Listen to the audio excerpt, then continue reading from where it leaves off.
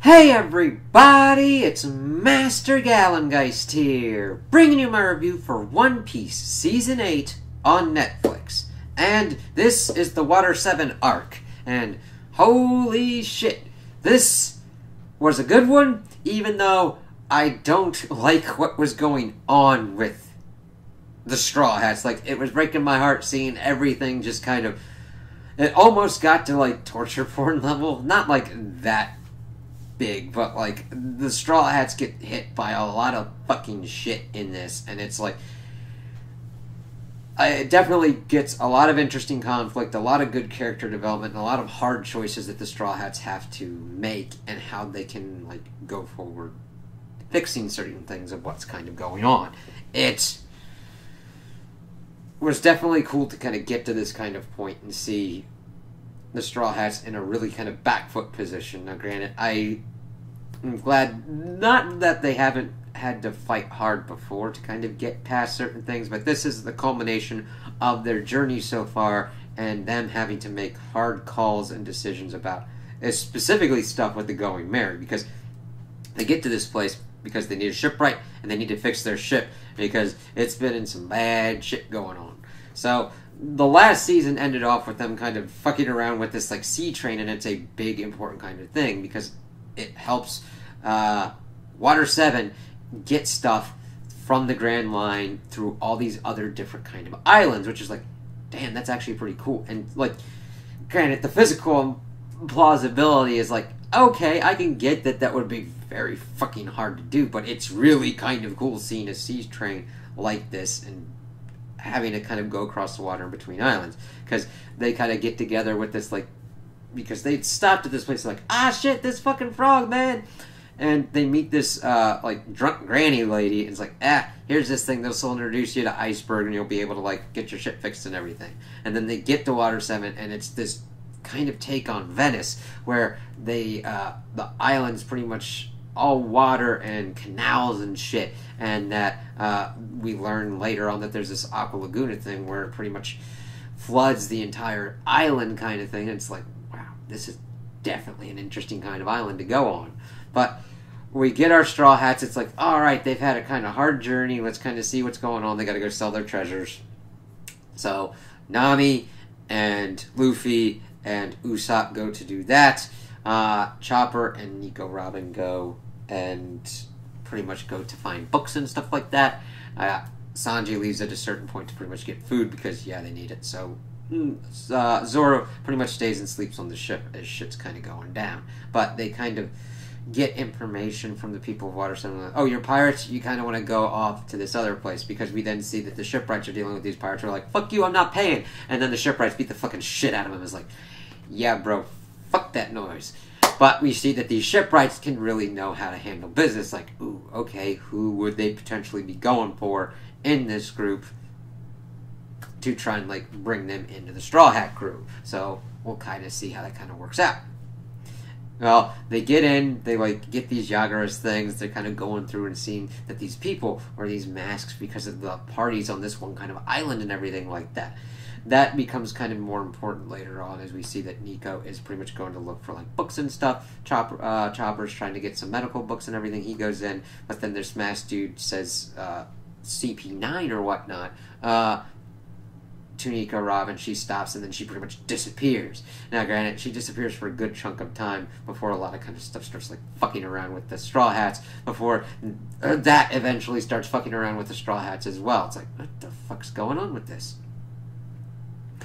And we see that Luffy and Nami get there.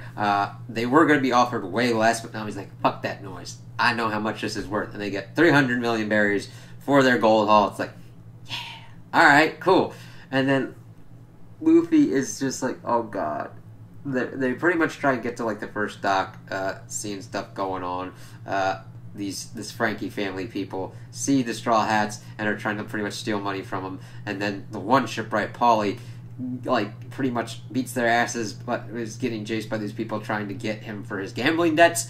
And he's like, oh god, 200 million. And it's like, Luffy, god damn it, watch the shit. And they tried to watch it again before the Franklin family takes Usopp and the 200 million, and we see that Luffy and Nami are like watching all this stuff going on with the shipwrights as well. We see the battling kind of prowess between Paulie with his ropes and Lucci.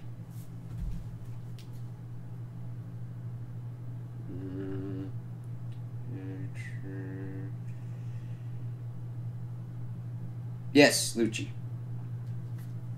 And at first, his pigeon kind of thing is talking through him, and the funny thing is, Luffy's like, the pigeon called you an asshole kind of thing to the Polly, not the dude, so why are you attacking the dude?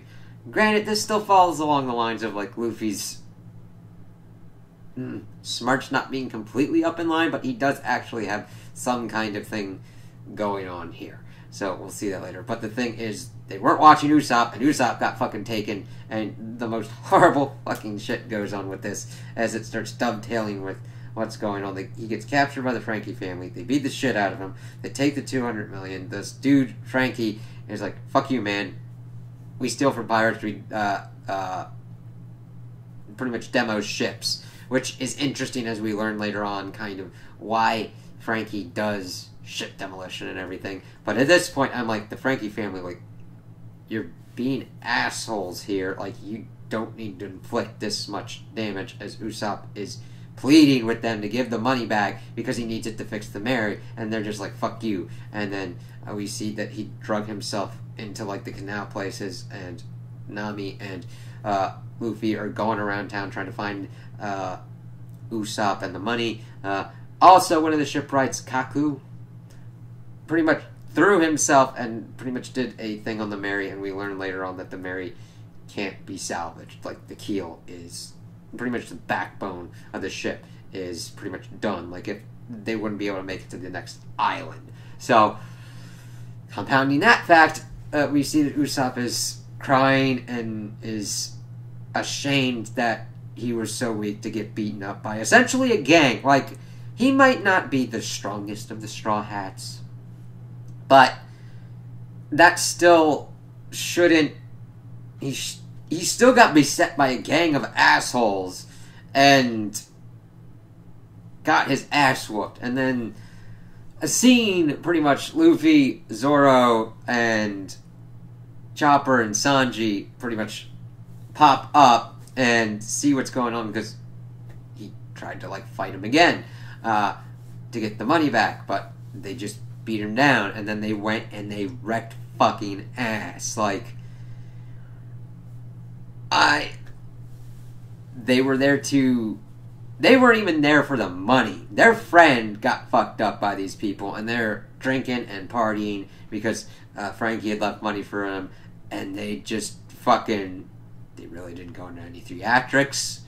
They really didn't fucking even try and reason with him. They were like, you fucked our dude up, and they fucking blew up Frankie's house pretty much. It's like, I don't advocate for going straight to violence on that kind of thing, but these people went the violent route and thunderously beat Usopp multiple times and took the money that they needed to salvage the Going Merry. And Luffy's like, alright, we only got 100 million berries, that's kind of fine, because Nami then goes fucking hover mode on that shit and is trying to figure it out. But of course Iceberg and the rest of them are like, no, it can't be fixed. We could give you like a used one or whatnot, or new ship, but even if we had the plans, we could not make you another Going Merry, because it's down to the wood, how it's constructed, everything. You can't remake that. And they have a point. It's like the ship of Theseus kind of thing. Like, you're trying to like fix and do all this kind of stuff and everything, and you change out all this stuff, and you could still call it the ship of Theseus, but it's not really the ship that you started out with. Now granted, they do get Usopp back, and they're trying to like nurse him back to health and everything, but we see everything kind of going on. We see them kind of getting together with Iceberg, who was a really kind of cool introduction, who runs the Galley Law Company for all the shipwrights and everything. Granted, it's kind of weird. Everybody loves him. He's also the mayor and all that, and they've essentially got a monopoly on shipbuilding in that place. I'm like, that could become problematic, especially when we get the kind of world government involved if they're trying to get something from him.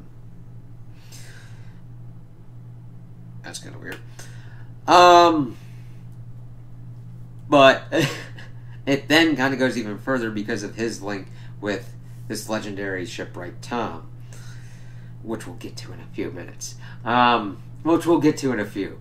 But we then see that they're back and they're talking about the Mary, and Usopp is flabbergasted because Luffy made the call that we had to get another ship, and Usopp is just not having it. Granted, to me, like, I understand it's the last kind of straw. He feels horrible that he got his ass whooped and the money stolen, and he kept getting beaten by these people, and then the thing that he loves most because of the ship from Kaya is connected with his home island, and it's a friend. It's a straw hat as well.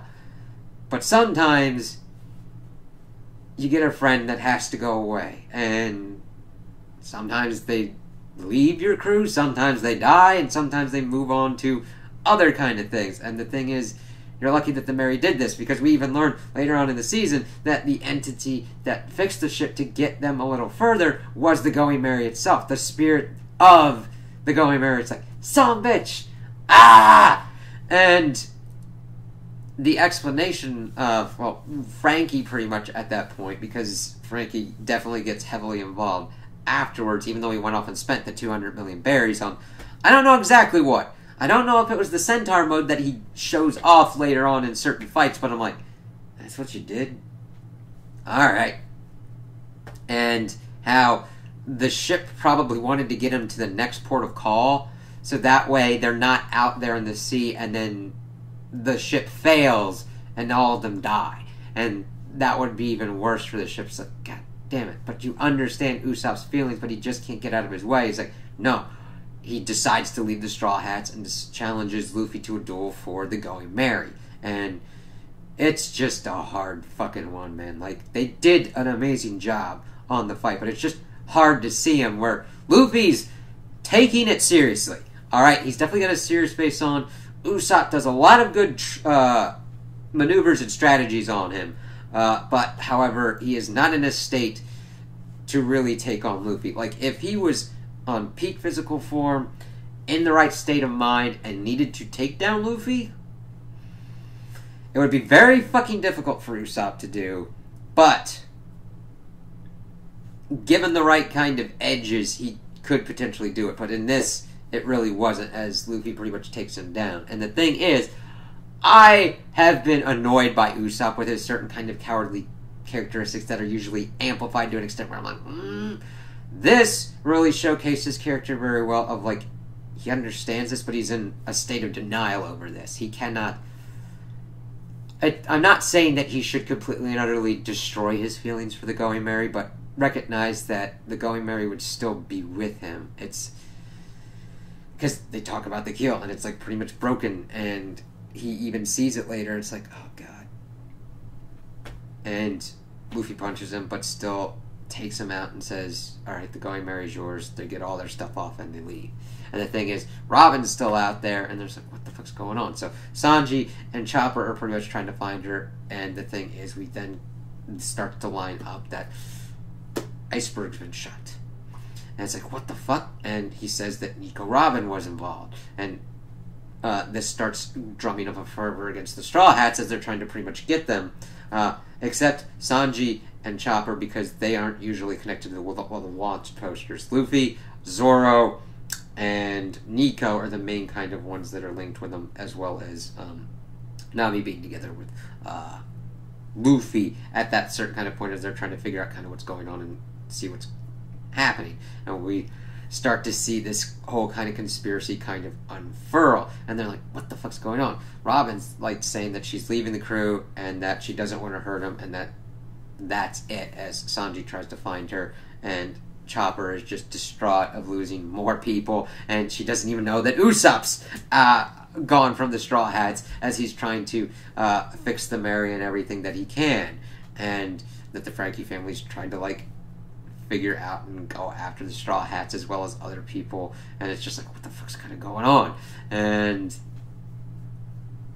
then Luffy blasted in to see what's kind of going on. He's like, I don't know, I want to figure out what the fuck's going on with Robin, as he then blasts out again as they're working their way around, and we see that they're trying to protect Iceberg with the shipwrights, but we see that this other group starts popping up to try and take him out, and that Nico Robin is lined up with the CP9, and that we learned that this organization is kind of the black ops group of the world government, and that they kill and they don't give a shit. They are trying to go after Iceberg because he is an apprentice of Tom. Him and Cuddy Flan? Flam. Which we learn is Frankie. And that he's trying to pretty much throw him off the trail. They pretty much go in for another assassination attempt. They get Polly to try and go for these certain kind of plans, but we learn that CP9 is actually the shipwrights of Lucci, Kaku, Bluno, who is this bar dude,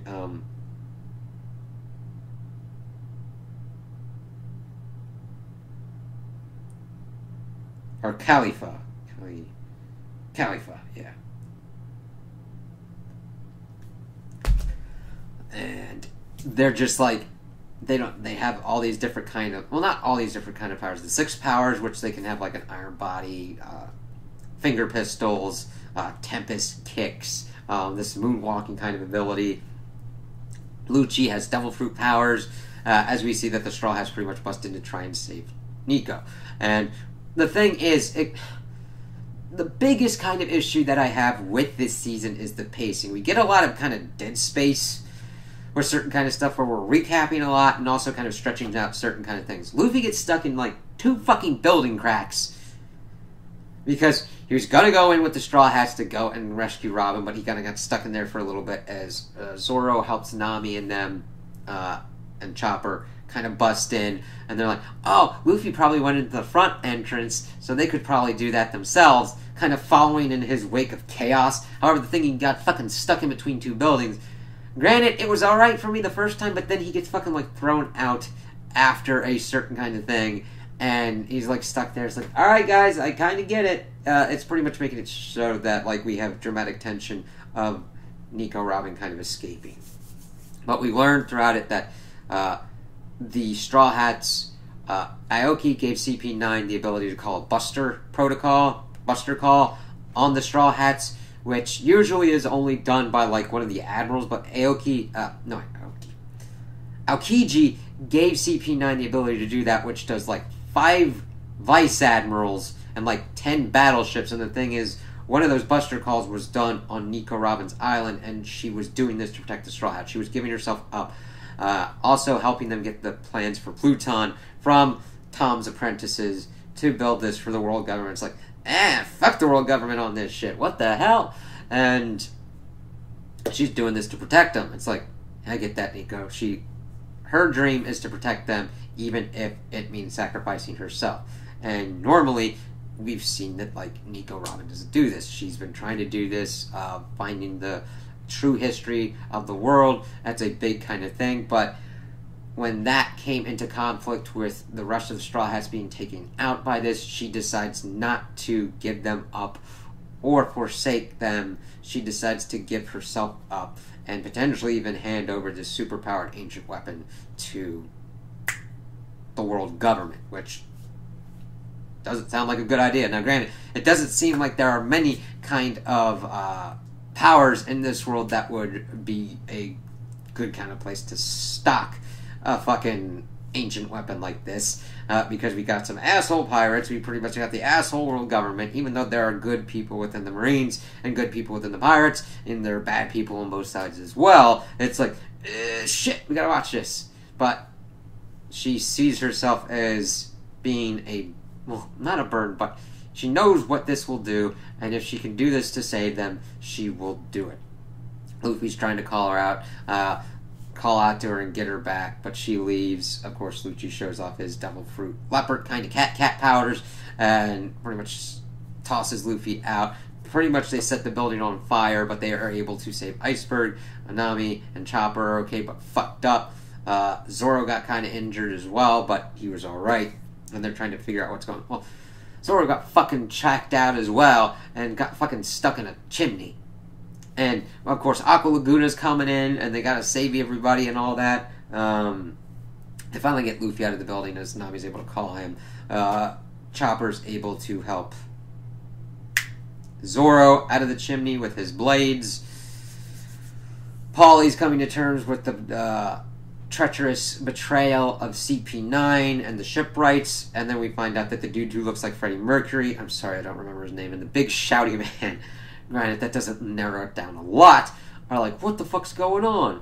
And they kind of beat around the bush before getting more kind of information as we get towards the end of the season. Let's see. We also see that Usopp pretty much gets captured by Frankie. Actually, Frankie coming back and being like, my house is destroyed. He wants, of course, revenge on the Straw Hats, captures the Going Merry and Usopp, but then learns what's kind of going on, and tries to dismantle the Going Merry a little bit, but he kind of comes to an accord with Usopp before CP9 captures both of them. And we also get a little bit of backstory of Tom, who's a fishman, and he was in trouble with the world government because he had made the ship that Goldie Roger was sailing with, so they're like, you're going to get executed for those crimes. Now, there are some kind of interesting kind of takes with this, where he's like, I just made a ship.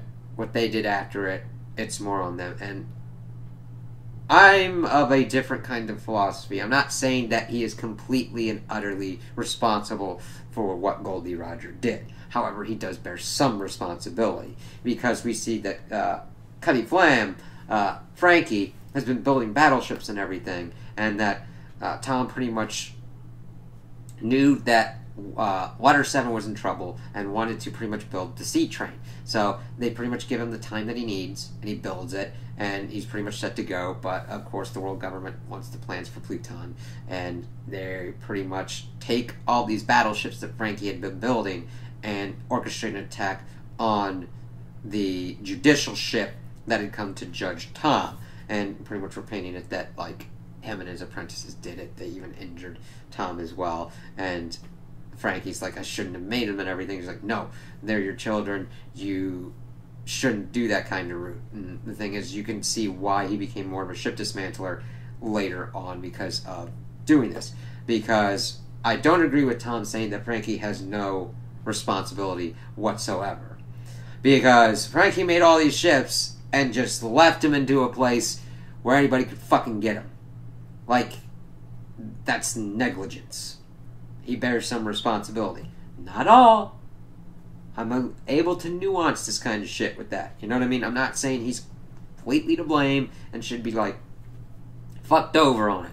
But I'm not going to go Tom's route and be like, no, you got no blame for this. I'm like, if you were the one that built those battleships, you left them in a place where people can get to them, and you did nothing to pretty much, like, stop that kind of thing, you got part to blame on that. And that's kind of informed his decision. We see that Tom gets taken away to Enies Lobby, which is this prison place by the world government, and that Cuddy tried to stop the train at a certain point, which then also figures out with the frog trying to stop the train and get stronger, and then he becomes a cyborg, as we see that with certain kind of fights with Frankie, because Luffy also kind of fought Frankie, and we can see him breathe fire and thunder punch and stuff like that. But we learned that his back is a weakness for him because he could only work on his front, which is an interesting kind of weakness, and I like that they were able to kind of do that. It's like, oh, yeah, that makes sense. Yeah, because that was kind of towards the end as we're trying to see kind of what's going on now. See, the thing is they need three kind of things. They need the plans for Pluton, the person that can make them, which would be Tom and Enies Lobby, and, of course, Nico Robin, who can read the plans and everything because she can read the poneglyphs and all that. So that's where we're kind of seeing CP9 and the world government trying to do this kind of thing. Hit that. They're captured and being taken away. We see the Straw Hats trying to race to get to the train. Sanji is the only one that is able to get on and pretty much beats the shit out of a lot of the different kind of vessels. It's like a train kind of fight, almost similar to kind of Bullet Train. It's really interesting because Bullet Train came out this year, and I'm like, that kind of lined up pretty well for me to see this, as they beat their way through certain kind of stuff. We see this really interesting kind of captain dude who can, like, slash at right angles. His fight with Zoro as they're trying to catch up was actually kind of cool, even though it's kind of one thing. Gonna have to look into that. And he was a kind of kind captain. He really took the suffering of his subordinates seriously. I'm like, okay. But then we've got some really weird fights where this dude was able to, like, shoot ramen out of his nose, which I'm fine with. It was just really kind of weird. I'm like, right. And the thing is, it's more I could have dealt with that dude in a better kind of space where I'm more interested in the fights of, like, CP9 and everything like that. Though, granted, I could also get on the argument that this is more of a kind of palate cleanser kind of one, and maybe kind of a holding pattern kind of thing. Maybe not complete filler, but at least enough to, like, get them to the point where they're like, okay, here's Enies Lobby. So it's like, alright, Frankie fighting the Nero dude was interesting because it showed CP9's kind of underling, and he doesn't have, he's a new recruit, and he doesn't have all the kind of powers, and Lucci's like, fuck this dude. And we learned that he can talk without the pigeon kind of thing, leading more things of, like, Luffy having the understanding of that. Then we see that the Straw Hats, they can't take the Going Merry. Aqua Laguna is going full force, and they essentially just use this second kind of prototype Rocket Man. It's like, if it goes, it's not stopping. So they're able to get that on the track as we got Luffy.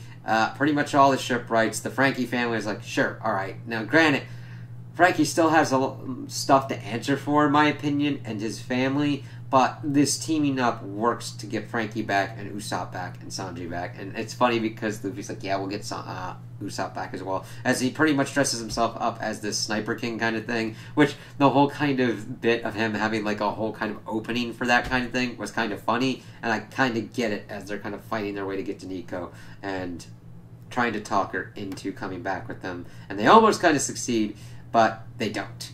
She gets to Enies Lobby. CP9's able to pretty much handily deal with them as they kind of kick them back.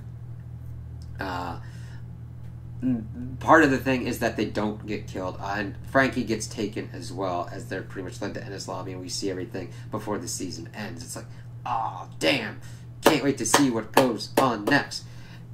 And it's just fucking nuts. It's like, alright, we'll see what's kind of going on. CP9 is a credible threat. Luffy will have to hopefully change tactics and do some new kind of stuff to kind of get there. It'll be interesting to see how him and Usopp interact.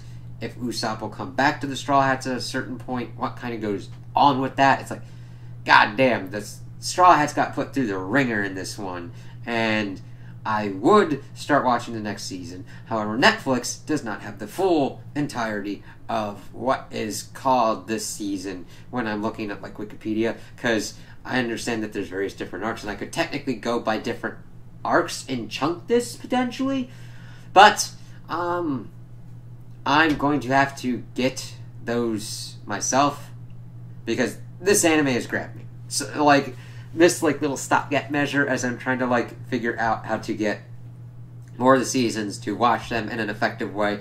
Granted, I've loved it and loved the characters in the world and the interesting, intriguing kind of lore and everything that kind of goes on with it. And, like, what the fuck else is going to happen next? So, yeah, this is the kind of, like, stopping point for me at the moment until I figure out how to get the kind of rest of them into a kind of better kind of way. I'm definitely looking into getting, like, DVDs and Blu-rays at certain kind of points because I do like these characters and I like this world and I want to support the show and everything like that. And since I've liked this, I am interested to see how Netflix attempts to adapt this to live action.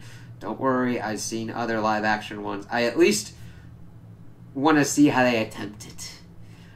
That doesn't mean I have any hope for it.